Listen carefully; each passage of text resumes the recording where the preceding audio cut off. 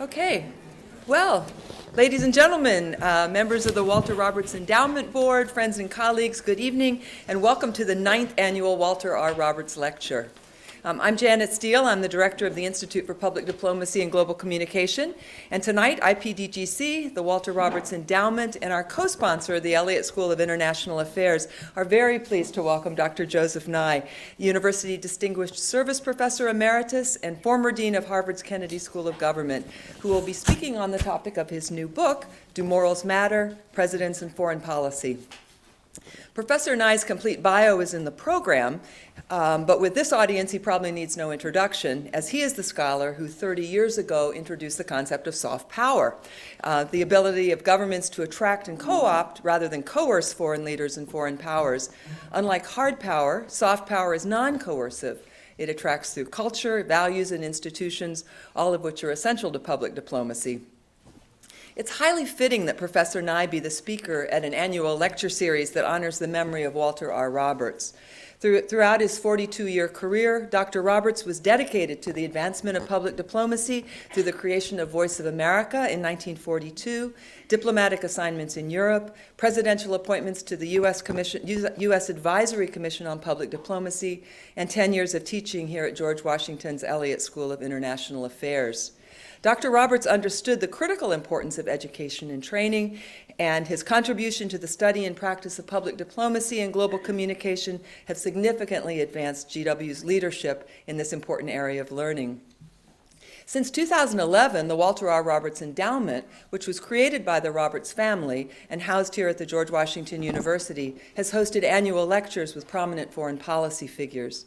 In the book that Professor Nye is going to discuss tonight, which incidentally is available for sale right after the program, he suggests that we might evaluate presidential decision-making along three ethical dimensions: intentions, means, and consequences. His book examines the leadership qualities of U.S. presidents from World War II to today and elaborates on which approaches work and which do not. Professor Nye suggests that presidents are not fully constrained by the structure of the system and that they have choices, including the choice not to act. So given his focus on presidencies, it's very fitting that the moderator of tonight's program is Tara Sonnenschein, the former Undersecretary of State for Public Diplomacy and Public Affairs, who also is Deputy Director of Communications, was also the Deputy Director of Communications in the Clinton White House. Ms. Sonnenschein has had a distinguished career in government, nonprofits, and the media, and has also served as IPDGC's Public Diplomacy Fellow. So we are most grateful to her for agreeing to moderate tonight's program. A few quick notes. Tonight's program will begin with Dr. Nye's lecture, which will be followed directly by a discussion with Tara Sonnenschein. We'll end with questions from the audience. Again, thank you so much for joining us, and please do enjoy the program. So, Dr. Nye, the floor is yours.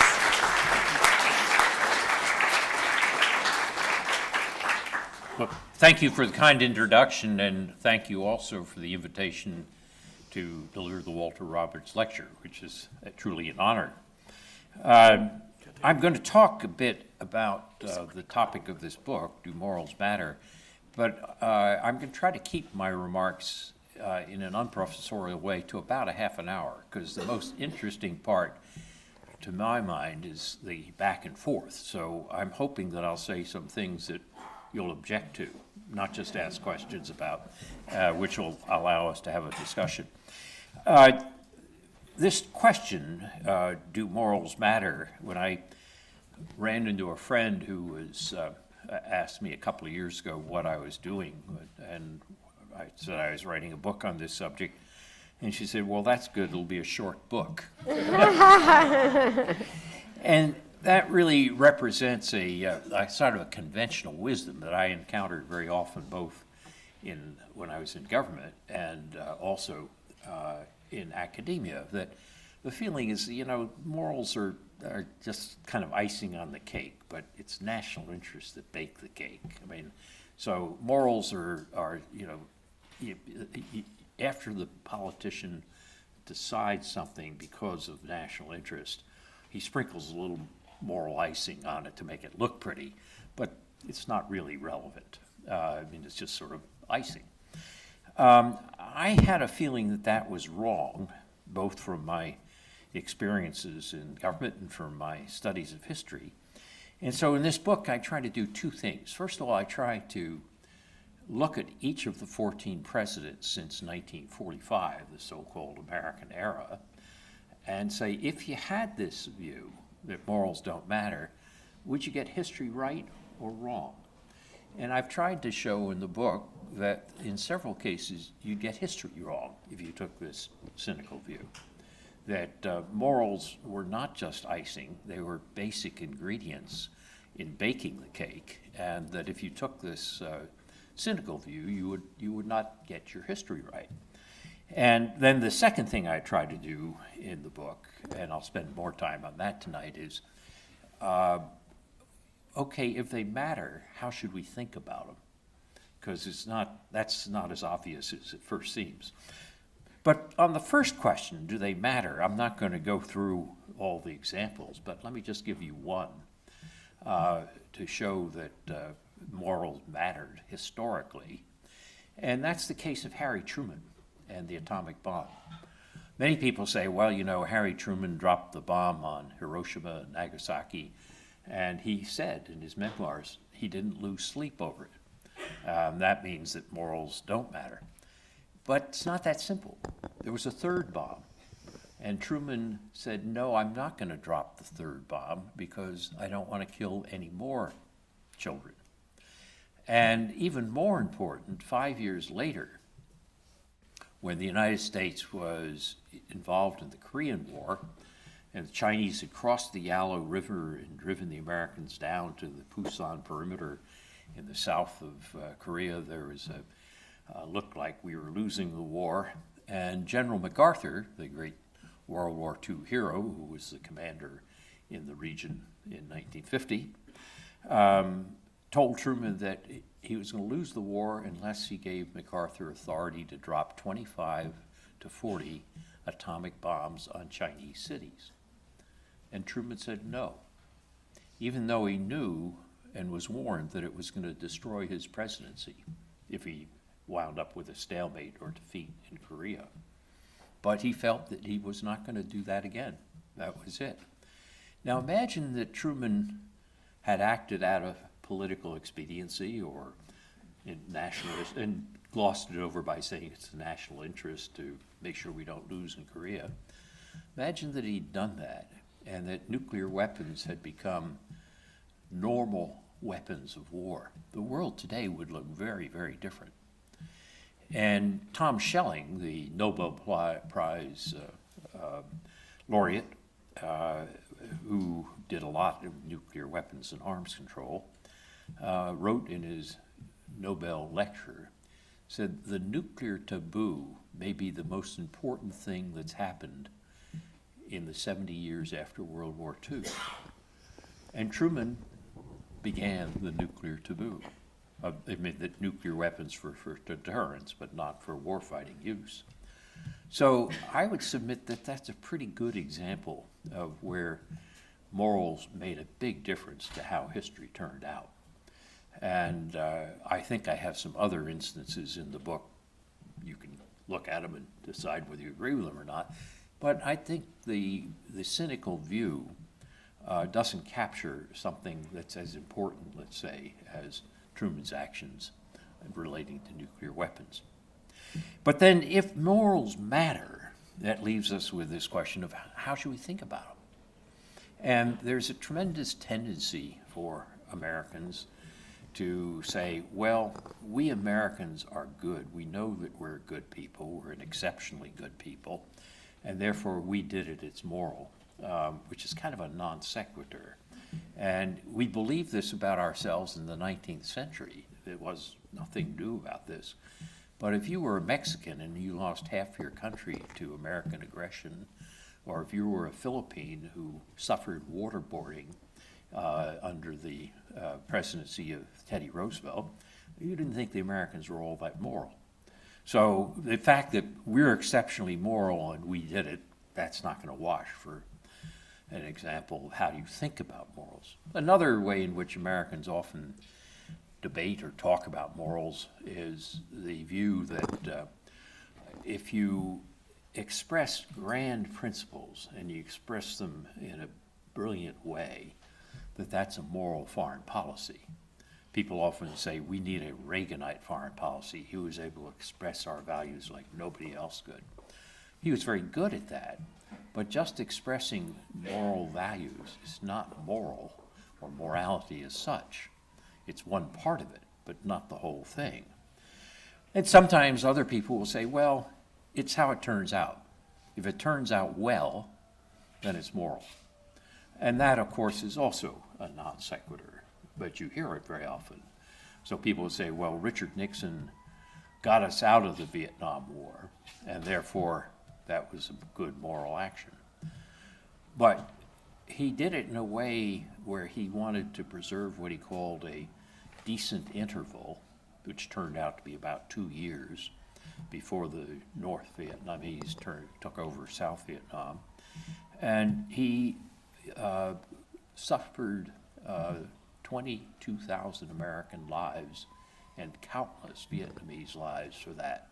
So the question of whether the outcome of ending the war was the best way that it could have been done, it's not so clear that just the way it turned out. You have to ask also about the means. So that brings me to the point that how should we think about morals and foreign policy?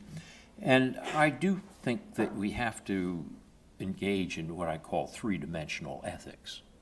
You have to look at the intentions and motives of the president.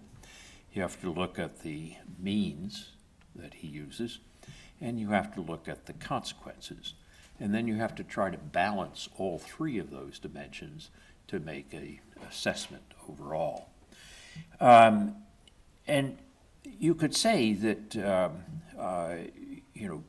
it's impossible, but I think you can do it, even though there's some calls that are very close and very difficult. But let me take you through each one of those areas one by one. If you think of intentions and motives, there's a question of how important is that in the overall dimension. I mean, I mentioned the issue of the question of how you weigh these different things. But let me give you an example from a non-international hypothetical, and then we can apply it internationally. Imagine that your daughter was out at a high school dance, and a friend said he would drive her home and get her home early because she had SATs tomorrow morning, and he would do his really best to get her home early. So he picks her up at the dance. He speeds to make sure it's a quick trip home. Doesn't notice that the road has become icy and slick, and skids off the road, hits a tree, and your daughter is killed. Would you say, but his intentions were good, and therefore the whole thing was moral? Of course not.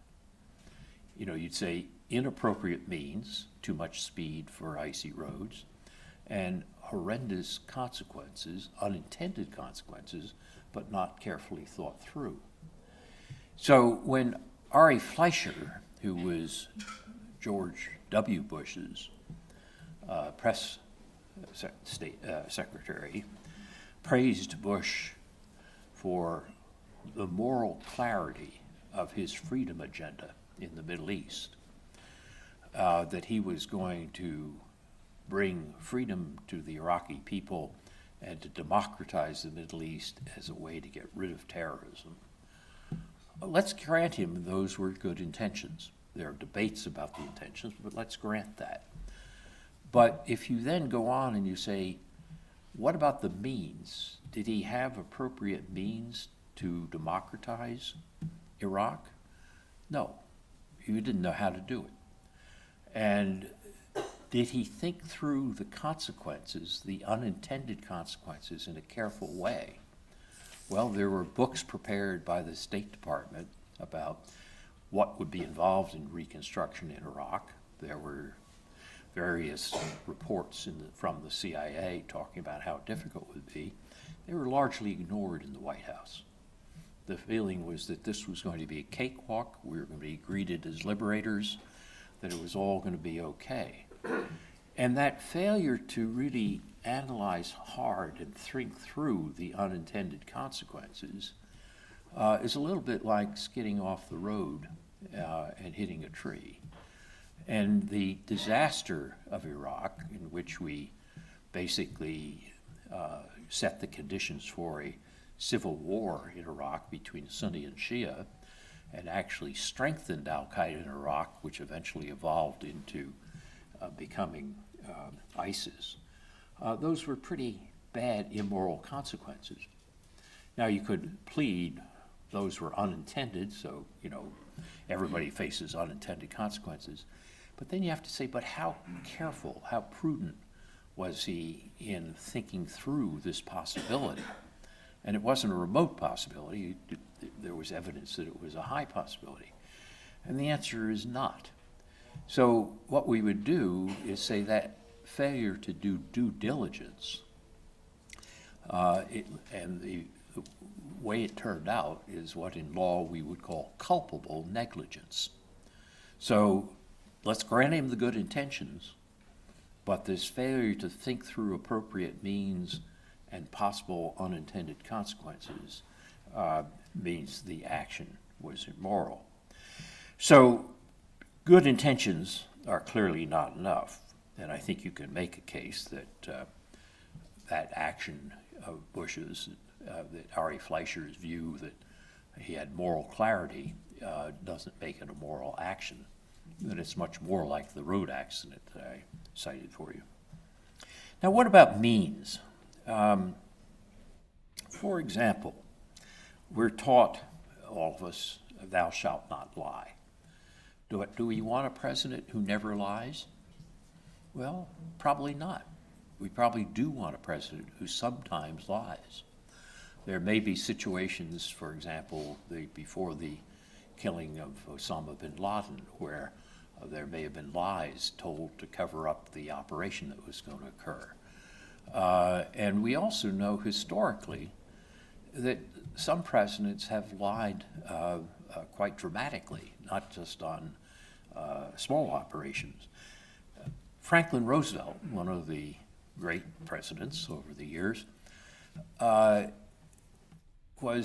he became convinced after Kristallnacht in 1938 that Hitler was a threat to the United States. And the American people at that time were going through a period of extreme isolationism, reaction against the involvement in World War I. And Roosevelt was trying to talk to people, to give speeches, to nudge them into being aware of how real the threat of Hitler was. But he wasn't very successful. At one point, he turns around, talks to his press secretary, and says, what do you do if you're a leader in a democracy and you look over your shoulder and nobody is following? Well, what Roosevelt did was lie. For example, in 1941, there was the Greer incident, in which an American destroyer, the Greer, Roosevelt told the American people that a German U-boat attacked the American destroyer. This is before we were at war with Germany. And in fact, it was just the other way around. The Americans initiated the attack. But Roosevelt felt that telling a lie about this was one way he could try to get the American people to take Hitler more seriously. Or if you want to take another case of lying about the ships, Lyndon Johnson in 1964, after a North Vietnamese patrol boat fired at a U.S. ship because the Americans had been harassing the North Vietnamese along the coast, there was a second alleged attack the next day, but it was very fuzzy about whether there really was a second attack. In fact, Lyndon Johnson said to his staff, those crazy sailors were probably shooting at flying fish. But instead of that, he went to the Congress, declared it a national emergency where the Americans had been attacked twice, got the Congress to pass the Gulf of Tonkin resolution, which gave him a blank check for his escalation of the Vietnam War the year following. So here are some pretty classic big lies told by American presidents. And the question that we then have to ask is, well, when we're judging lies among the means that presidents used, do we want to make some distinctions? One is there's a difference between a self-regarding lie, which protects your own position, and an other-regarding lie, something you think is good for others. And there's also a question of how much you lie that makes a difference. A few lies may be justifiable. Too many lies, and you wind up debasing the currency. So when I was in a taxi a little while ago, and the taxi driver said, "What do you think of President Trump?" I said I didn't like his lies. And his response was, "Well, all politicians lie."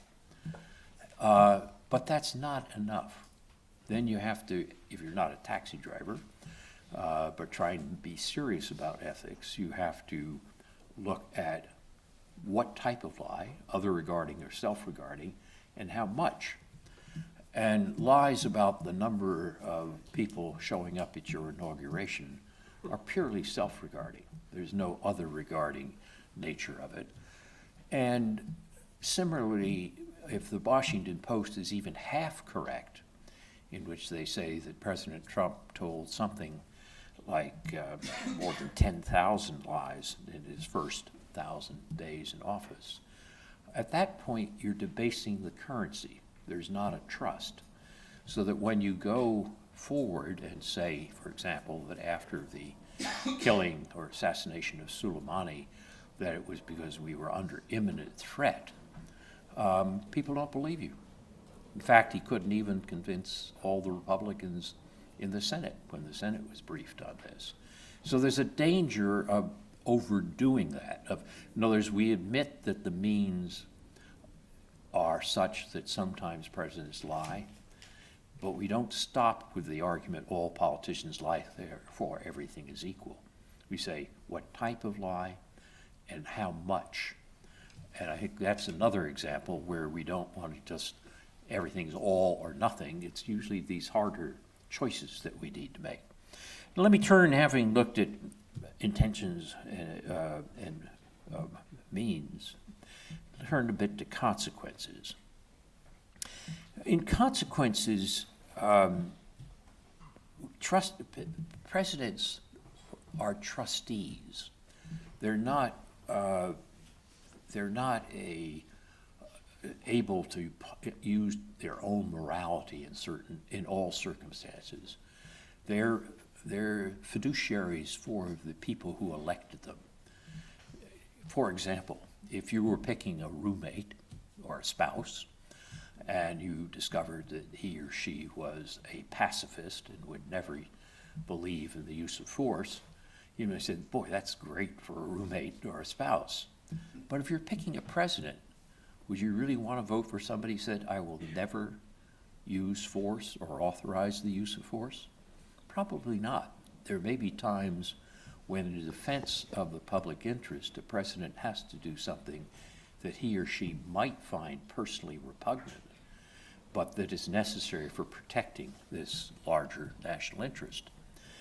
And that leads to what sometimes is called the problem of dirty hands, that presidents sometimes have to do things that they say, I wouldn't do this if it were just me, but I do have a larger responsibility here.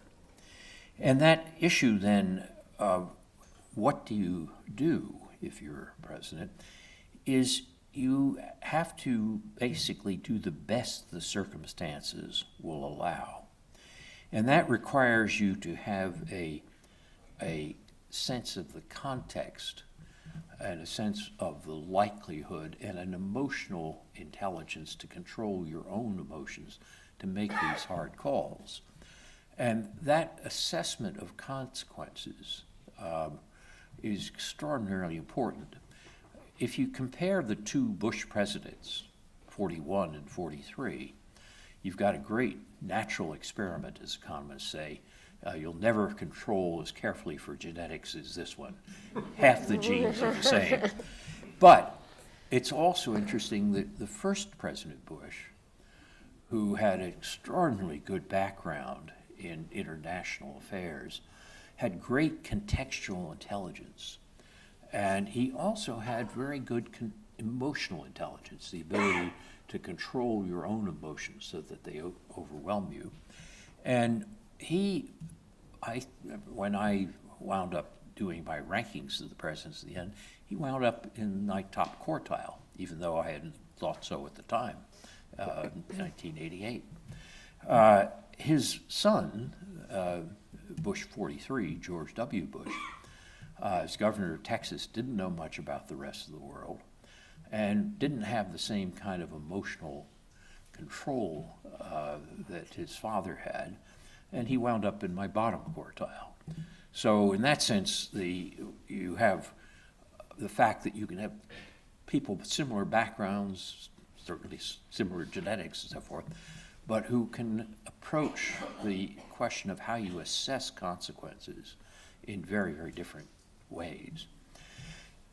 What I found out then is I thought my way through this, is that it's hard to make a single judgment.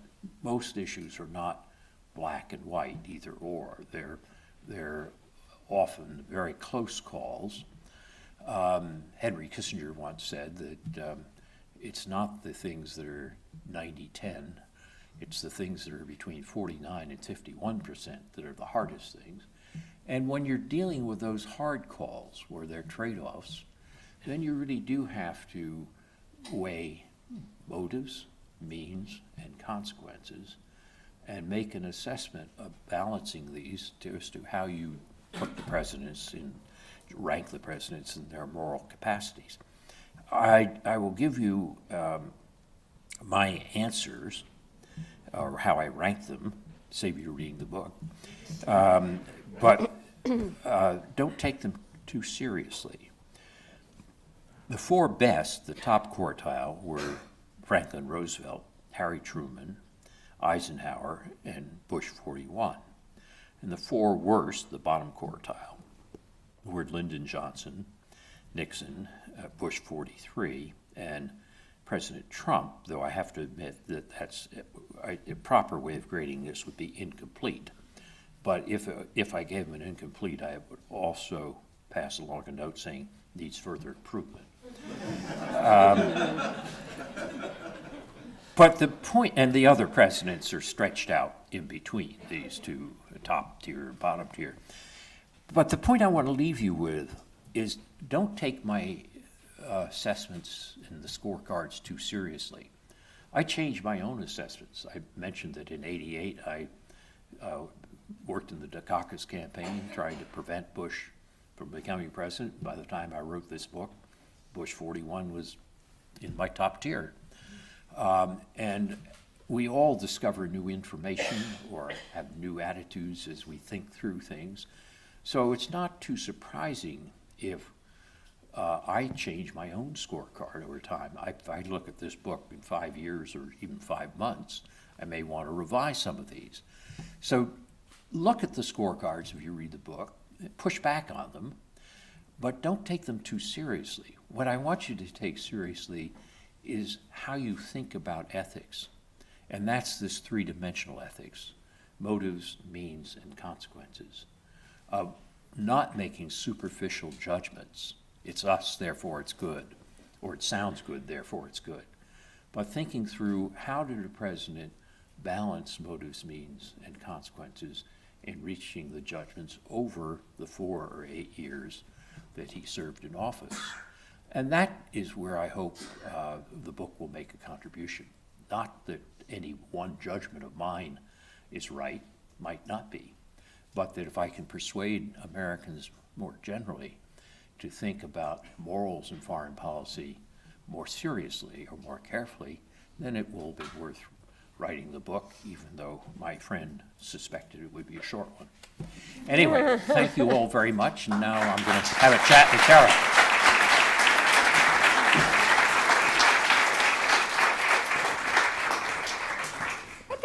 another round of applause.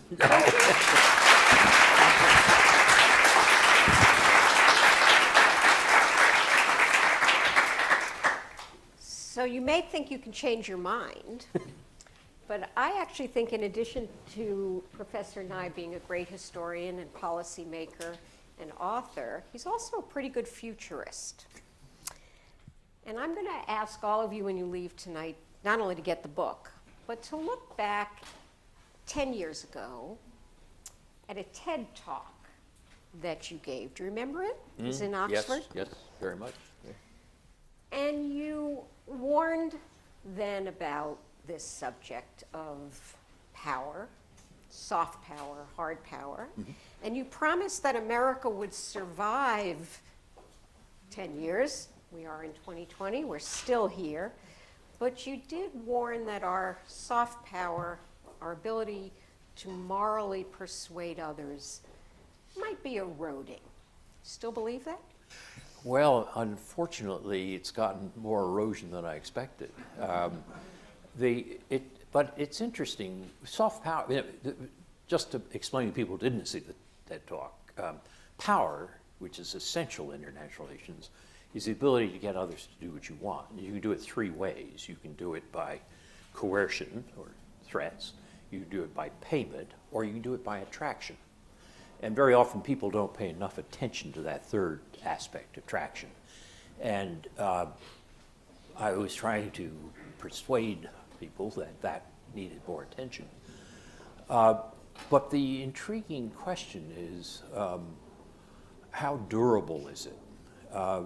If you look at the public opinion polls, Pew Charitable Trusts had a poll about, I think of 2 or 3 weeks ago, very recent, in which it showed that American soft power had declined dramatically since 2017 under President Trump. And before that, in other words, if you ask people how attractive is the United States, the United States was in pretty good shape in 2016, but it's been downhill since then. It varies a bit by different regions and countries, but by and large it's been downhill. And the interesting puzzle for me is this going to continue to slide, or will we recover from it? I think we'll probably recover in the post-Trump period. Remember, President Trump, with his America First, makes everybody else feel second, which isn't a great way to feel attracted. And he also downplays institutions and alliances, which have been very important sources of American attraction. So the question is, what will happen after the Trump administration? I'll give you a historical example. It doesn't mean that history will repeat itself, but it does illustrate that you can lose a lot of soft power and still do all right. And that's the Vietnam War. The United States was extremely unpopular in the 60s and early 70s, people marching in the streets all through the world against American policy. And the feeling was, well, that's the end of the United States, its soft power. But a lot of a country's soft power comes not from what the government does, from our civil society. It's things like great universities, foundations, Hollywood, arts, a free press, and those are not controlled by the government. And what's interesting is that when all these people were marching through the streets opposed to the United States government policy in Vietnam, they weren't singing Ho Chi Minh's The Communist Internationale. They were singing Martin Luther King's We Shall Overcome. That's an indication that the civil society aspect of America, which was represented at that time by the civil rights movement, was providing a reservoir of soft power even while the government actions were destroying it or cutting it. So the interesting question for me is, after the 45th president, whenever that ends in 2020 or 2024, with the 46th president, will we see a situation where we can recover our soft power? And I would argue that the Vietnam example gives us some hope, but there's no certainty. Well, you led right to this America First zero-sum game. Yeah. Is it unethical or immoral or just good business practice to say that the more I have, the less you have, and we're not in this for us all to have this kumbaya public good? It's a world in which there are winners and losers. What's immoral or unethical or difficult about that? Well, America First, there's nothing wrong with American First, pure and simple. I mean, if you were in France, you'd expect Macron to say France first. My point. Political leaders are elected to represent the interests of their country. It's not that, it's how you define the interest. In other words, if you define the interest very narrowly, it's very different than if you define it broadly. So, for example, President Trump treats every transaction as sort of like a short-term real estate transaction. And it's not something where you have reciprocity over a long period of time. In contrast, George Shultz, who was Ronald Reagan's Secretary of State, said foreign policy is like gardening. You're thinking about how you garden over a long period. And the problem with the Trump approach is it treats everything, each deal on its own bottom, as a zero-sum game. My gain, your loss. Mm-hmm. And in fact, sometimes if you play the same game over time, you can both win. There's a political science. So that's the public good. That's the public good. And there's a political scientist at Michigan named Bob Axelrod who did a computer tournament saying if you take a game called Prisoner's Dilemma, which is officially a zero-sum game, you win or lose, but you play it many, many times, people learn that the right answer is not to treat it as zero-sum, but to say, if you accommodate me, I'll accommodate you, back and forth, and it becomes a positive-sum game. And it's that view that you're going to be playing with these people over a long time. And Axelrod called that the long shadow of the future. And institutions and alliances create a long shadow of the future so that you can get out of zero-sum situations. President Trump doesn't understand that. He doesn't pay attention to alliances and institutions. Well, it would seem that the most dangerous consequence of this erosion and this zero-sum game would, of course, be the nuclear scenario, right? Is that for you, and you alluded to it, the most dangerous, consequential, moral decision we still live with? It's the first strike. I think that is obviously the worst outcome. But to give President Trump credit, on the use of force, he has been relatively prudent. So let's give credit where credit's due, even though I've criticized other dimensions. And he has been pretty cautious about this. Remember his comment about John Bolton today? By now we'd be having World War VI. Mm-hmm. Right. But Trump is, I think, relatively cautious on that. But where he doesn't pay enough attention is the expression of values where it's not either or. For example, in the killing of the Saudi journalist Khashoggi, who was dismembered in the Saudi consulate in Istanbul, Trump's reaction was, well, it's a rough world out there, forget it. But that failure to deal with, express American values in relation to that it's not like nuclear holocaust, but it's a lower level where he's treating everything as danger. And I think that's a big mistake. You could have kept your alliance with Saudi Arabia, kept oil from the Middle East, and still said we thought this was an atrocious violation of human rights.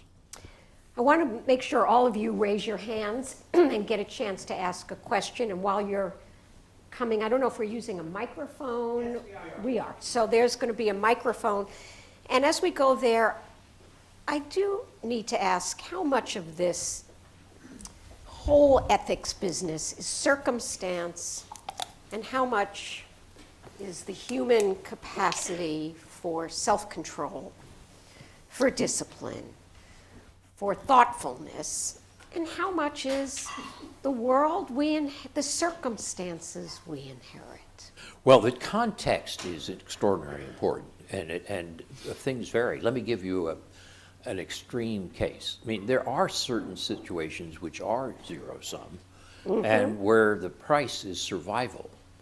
The example I use in the book is Winston Churchill in 1940, after the British were driven into the sea at Dunkirk and Hitler was taking over France. The danger that Churchill saw was that if Hitler got the French fleet, that would end the Royal Navy's protection of Britain, and that was a threat to Britain's survival. So he actually bombed his ally and killed 1,300 French sailors. That's pretty awful. It was friendly fire. Well, no, it was unfriendly fire. He wanted to sink those ships. Okay. But the point is that you could look back on that historically and say, in those circumstances, in that context, you are driven down to what's called lifeboat ethics. You kill or be killed. But there's a big difference between that and saying, as Trump did in the Khashoggi murder, it's a rough world out there. Yeah, it's a rough world, but it's not like bombing the French fleet in 1940. There are a lot of things we could have done in that context of Khashoggi murder, which wouldn't have destroyed our position in the Middle East, but which could have expressed our values. Churchill, I don't think, had much choice in 1940. Trump, in the Khashoggi case, had a lot of choice. But Churchill didn't have Twitter. Well, that's... We have a question in the back, please. And just identify yourself, make it a question, not a long statement that goes up at the end of the sentence, so that we really get a question.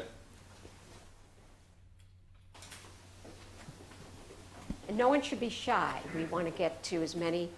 We'll come here shortly. I'm just wondering how many of these things, do you really think that they're looking at this as a moral thing, or are they considering the effects of various lobbying interests that have been at work in our country for decades? Are there pressures on moral leaders that sway their judgment because Lobbying interests, whether Lobbying it's Israel lobby, corporation. the Saudis.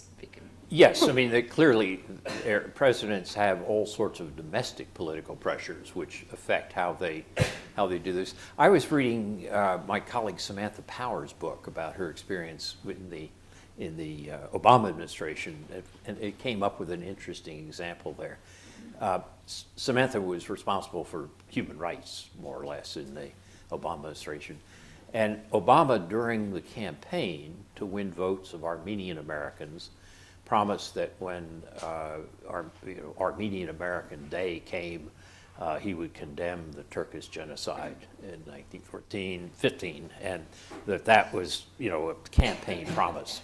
And that was for domestic politics. I think he believed it as well, but I mean, that on the day that they were to make this statement, Obama, according to Samantha in the book, Obama said, no, I'm not going to make that statement. We have a really delicate situation with the Turks right now, and we're trying to pacify this, and I'm more concerned about live people than dead people 100 years ago, and I'm not going to make the statement. And Samantha said, you're going to be punished for this domestically in politics by the Armenian lobby. And he was, but that was a case where he said, no, this is the way I'm standing up to a lobby, though it did cost him something. But that happens all the time. I mean, that's that one example. I just happened to have read this a couple of weeks ago, and it stuck in my mind as an interesting one. Well, But- you mentioned the Carter administration earlier about the decision between pursuing human rights or a policy consensus with a country where you don't beat them up. Right. Well, the human rights, people who support human rights, which I do, sometimes say, well, human rights absolutely has to come first. But in fact, you can't have just a human rights policy and also have a foreign policy. A foreign policy tries to accomplish a broad range of goals that a people have, which include security, economics, social concerns, and so forth. And so if you just had a human rights policy, you wouldn't have a foreign policy. And the tough issues come with how do you trade it off? And they're hard trade-offs, but you don't escape it by saying it's a tough world out there, we're not going to bother with it. Gentlemen in the second row, just stand up, tell us one thing about yourself, and then ask your question, what you're doing here. My name is Kim Sarai. I'm a recent graduate from Maxwell School, Syracuse University with International Relations degree and a strong believer of soft power. So I read many books about you when I was at school. I apologize. And my question is, since you are very much optimistic about the future of the soft power, so I would like to see the evolution process of the soft power. For example, in the past, we are hard power. Now maybe we are in the hard power and soft power. Maybe in some time we do have soft power and soft power. As an optimistic and where you see the situation, how far we are to see the soft power and soft power. And the linking question is the emerging the power of the social media, how it connect with or the influence with the soft power. Thank you. Well, it's important to realize that soft power is not alone sufficient. Usually you have to combine hard and soft power to And get smart. things done. Don't forget That's the smart power. That's right. It's what's interesting is very often hard power works pretty quickly. Soft power often takes a long time because it depends on what's in the mind of the target, if you want. So if I want to steal your money and I take out a pistol and I shoot you and take your wallet, I can probably do that in about 30 seconds or a minute. I got your money, hard power, and off I am. If I want to steal your money by persuading you that I'm a guru and that if you give me your money, I will do great things from the world. And then after I get your money, I go off to the Bahamas for a vacation. I've still stolen your money. But it's not going to be quick. I have to convince you that I'm a guru. It's going to, usually to get your mind to the point where you want to give me that money, like, even though it's false pretenses, it's going to take longer. So hard power often works quickly, and politicians are tempted to use it because they can see the results quickly. But if you use hard power without soft power, so that what you're doing is seen as illegitimate, then it turns out to be effective in the short run and costly in the long run. And the role of technology in all this? And the role of technology makes everything more volatile. What you have is now with social media, you can get these, everything becomes very quick, but you don't necessarily change people's minds that quickly. This side of the room is winning the competition. Yeah. We're going to go to this wonderful person in the fourth row, and then we're going to go over there. Just identify yourself. Thank you. Hi, Paula Causey, retired State Department. This kind of follows the lobbying influence question, but it's in a sense more insidious. It's within the government. Do you address in the book the role of DoD, saying, yes, sir, we can do it, we've got the means, or the IC, talking about consequences, tilting one way or another, or saying, we don't know, fudging that answer? How a president can become kind of captive of the institutions within government? Yes, I think that is a very important dimension.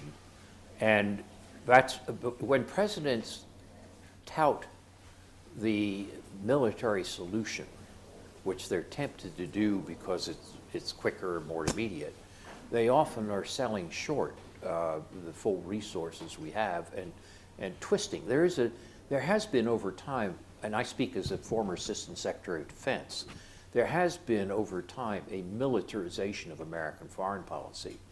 But the fault of that is not always the president. It's often the Congress and the American people. When I first developed this concept of soft power, I was talking to a congresswoman friend of mine, and she said, you know, I agree with you 100%, but I can't get up in front of my constituency and talk about soft power. It just doesn't work. And when Hillary Clinton was secretary and Bob Gates was Secretary of Defense, they arranged to transfer $1 billion fund of assistance from the Pentagon to the State Department because it really belonged there. The program was better, belonged in state. And Congress cut it in half when it went from Pentagon to state. Nothing else changed, just the label. So there is a tendency in our society and in the Congress and then in the executive branch to overly militarize foreign policy. And you mentioned state and DoD, and I'm going to ask you about intelligence.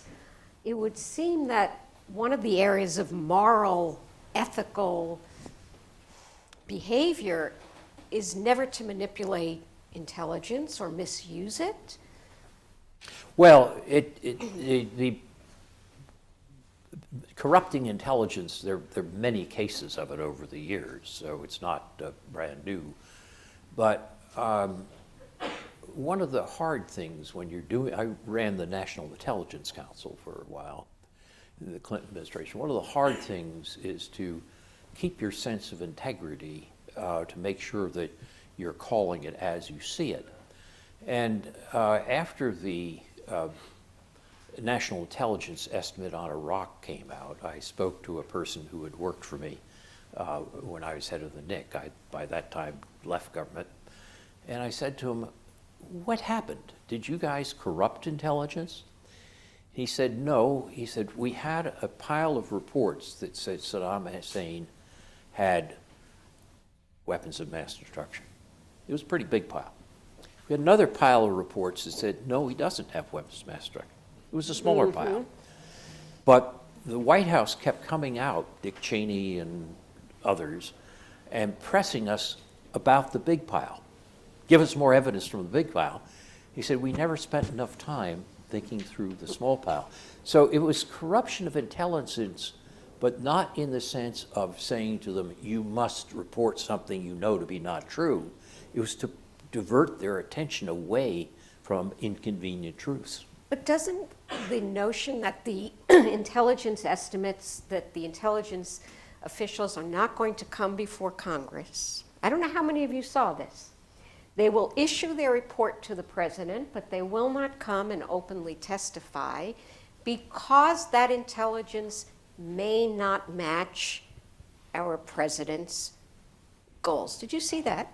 Well, To me, that is shocking. Yeah, no, and they're intelligent. We did, when I was in intelligence, we did testify before Congress, but open testimony. Well, whether it was open or yeah, closed, it was the yeah. notion of speaking truth to power. Right, and that should be the professional obligation of good intelligence officers. And, but, you know, if there's a tension between power and truth. I remember when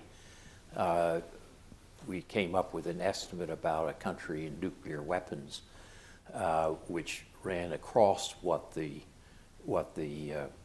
White House position was.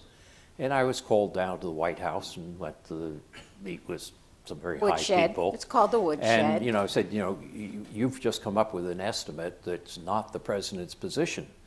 And I said, well, that's too bad, but that's what the facts show.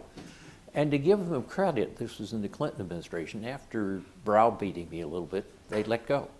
They didn't say you have to change this, and we left the estimate as it was, untouched. Now, there's some cases where that Iraq estimate I mentioned, I think, where it was influenced. We had a question from so many hands, and I apologize if we don't get to everyone. We may group 1 and 2 and 3, and I'm going to make them all into one short question. My name is Shayna Horwitz, and I graduated from the Global Comm program just last year. I have read many of your chapters. Went to grad school, did not purchase a full book. My apologies. My question is this. You talked about many facets of soft diplomacy, soft power, freedom of press, the strength of our universities, arts and culture, speaking truth to power. Which one of those facets do you think is the one that we have to come back from the most moving forward? So the largest gap, and I was going to ask that, so I'm going to put down this gap between where we are and where we want to be. Number two, so we have the Shayna's question about how much mileage, in which piece should we make up the most yardage on? Hi, my name is Sanam, and I'm a research transfer at GW. The question I want to ask is, just as you develop neoliberalism as a reflection against neorealism, do you think that Russia has developed its own soft power directly opposing America's? Russian soft power. No one's asked yet Chinese soft power, but we'll get there.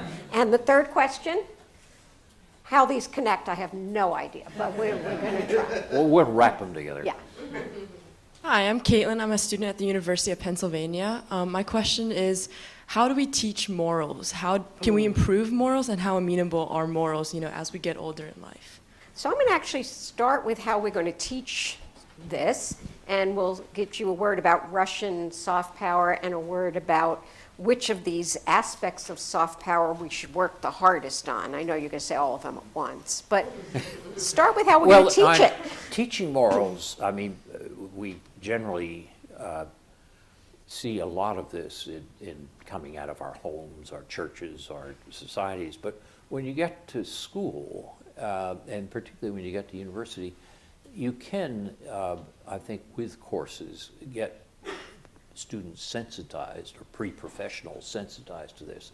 So, for example, at the Harvard Business School, where everybody is preparing to make a lot of money, the Dean Noria has insisted that there be a morals course.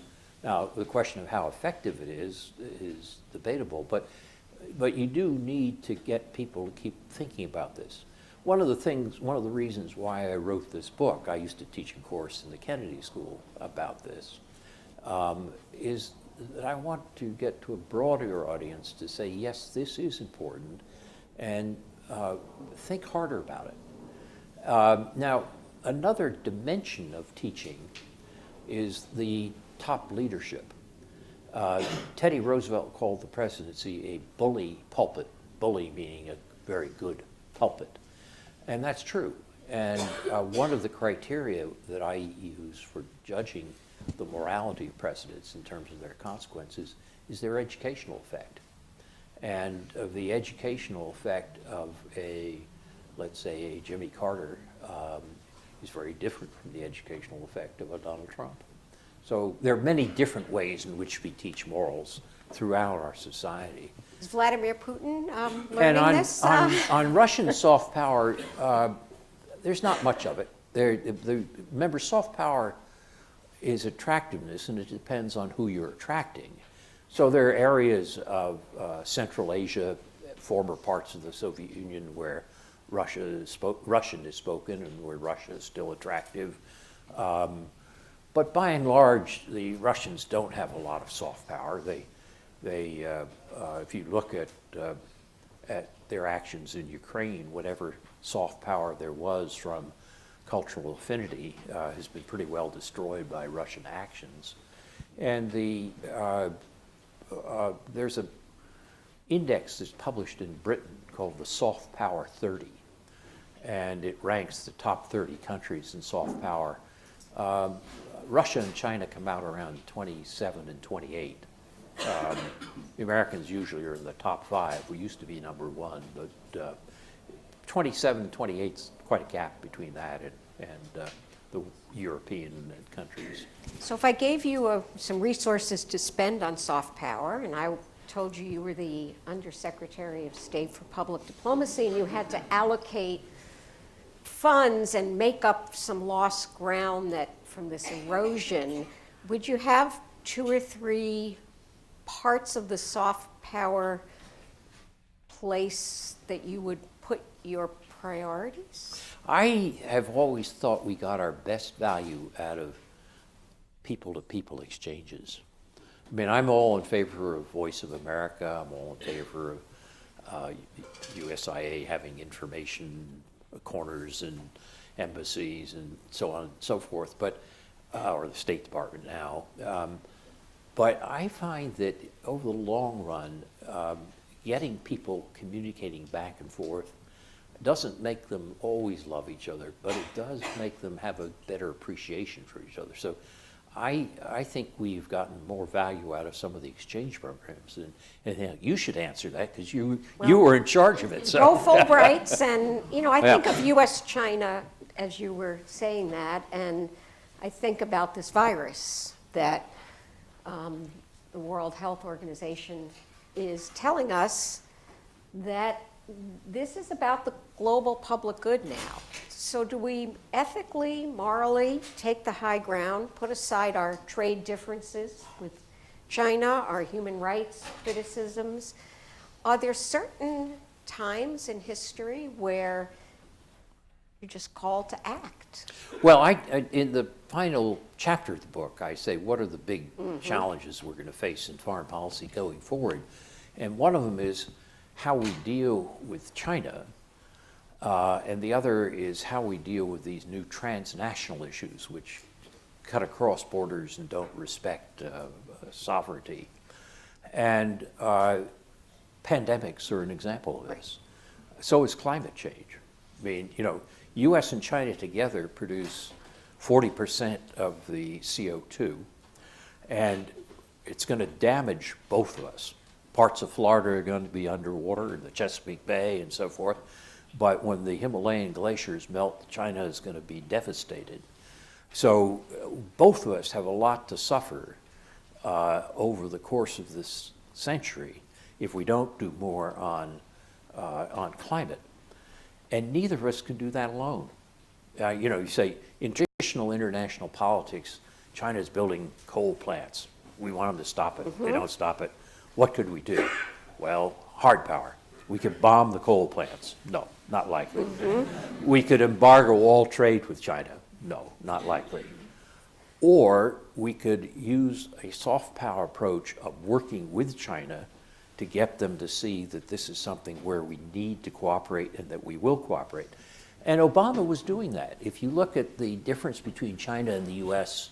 at Copenhagen at the UN conference in 2009, where we were at loggerheads, and 2015 at Paris, where the U.S. and China got a common position, we could do it. So as we think about China, we're going to have what I call a cooperative rivalry. We're going to have some areas where we'll basically disagree and have got to push back, such as the South China Sea. And there are going to be other areas where if we don't cooperate, neither of us is going to succeed. We're going to have to think of using power not over others, but power with others. But we're not going to persuade them to change their system, correct? No, and we shouldn't try. Okay. Yeah. We shouldn't try. And this is such a vital point, because every day, despite your optimism, we're wringing our hands about the end of the liberal, progressive, post-World War II order. Are you worried about it? Yes, if we think that the liberal order was a purely Woodrow Wilsonian way of promoting and expanding democracy. But there's a lot of mythology there. First of all, the liberal international order that was created by the founding fathers of the post-war period, Roosevelt, Eisenhower, Truman, and so forth, was only about half the world. Russia, China, India were outside it. And it was also not always very liberal. I mean, South Korea, Chile, we had a lot of dictators, Saudi Arabia. But that we were- had the high moral ground. Yes, that's right, we said so. But no, we should stand for our values and express them. But we shouldn't mythologize how much we actually did promote democracy. We did, but not in any perfect way. So if you look forward with the Chinese don't want liberalism at home, unfortunately. If they get it, it's going to take 100 years, I suppose. But we're not going to be able to enforce it. But you can have a rules-based international system so that you can cooperate on trade or you can cooperate on climate and other such things. So if we ask, will the Chinese play the game of helping develop a rules-based international system, I think the answer to that is yes. But will they liberalize in the sense of being like us? I think probably not. But internally, do we have to get our norms and our house, our nativism in check? Do we have to do some repairing of our divisions to even take on these global challenges? Oh, very much so. I mean, if you ask why people admire the United States or are attracted to us, independent courts, a free press, a Congress which is willing to try impeachment, even if there's not removal of the president. These are things where others are watching us and saying, you know, there still is something left of the old Madisonian idea of checks and balances and in a free constitutional system. When we start eroding that, if the criticism of the press, because something you and I've talked about, if we start eroding the independence of the press, if we disdain the Congress, and if we wind up with courts that aren't seen as impartial, then we're going to lose that capacity. Last question on Europe, and then we'll begin to close, is Brexit. A reminder that the world has changed, that the international community as we knew it, does it make you a little unsettled? Well, I think Brexit was a big mistake. And what's interesting is that when you look at the public opinion polls that were taken at the time, it was a close call in the election in 2016. There were about 2 points difference in polls. And if you had had a greater turnout of younger people, it would have gone the other way.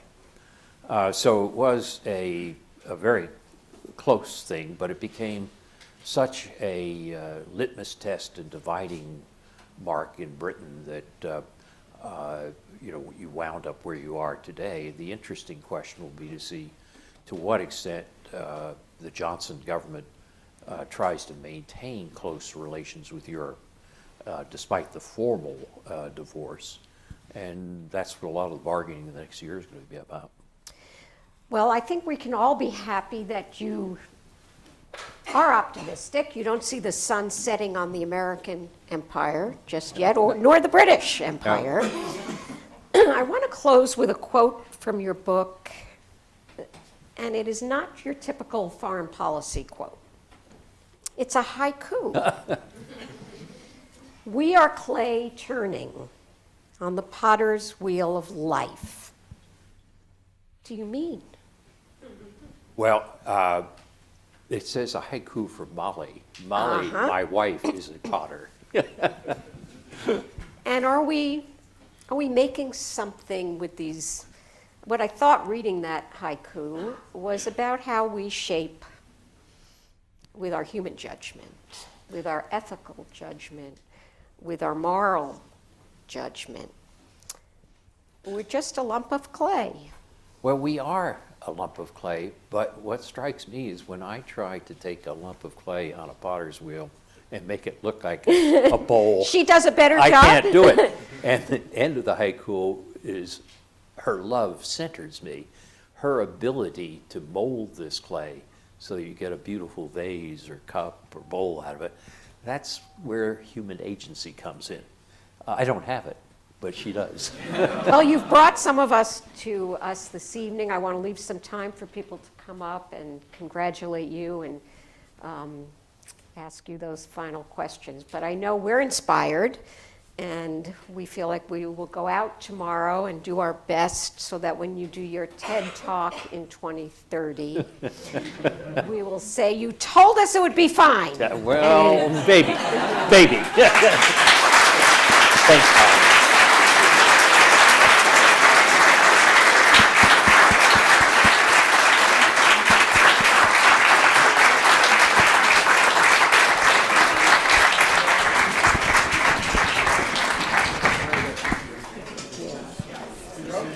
Thank you.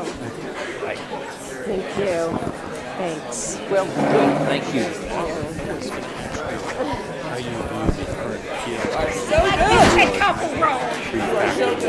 Oh, I think it's domestic politics. I think it's not a real